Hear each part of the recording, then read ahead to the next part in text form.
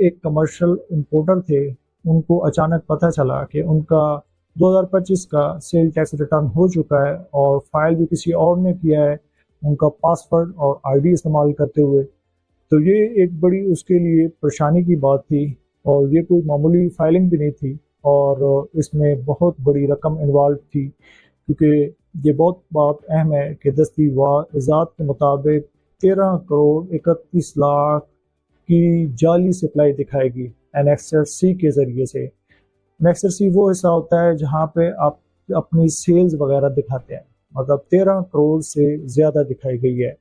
और इस पर जो सेल टैक्स बनता था वो 2 करोड़ 40 लाख रुपए बनता था। तो ये एक बहुत बड़ी रकम है और इस रकम की जो एफटीओ ने उसको एक गलती नहीं कहा, बल्कि इसको मेल एडमिनिस्ट्रेशन करा दिया है, यानी संगीन बद इंतज़ामी।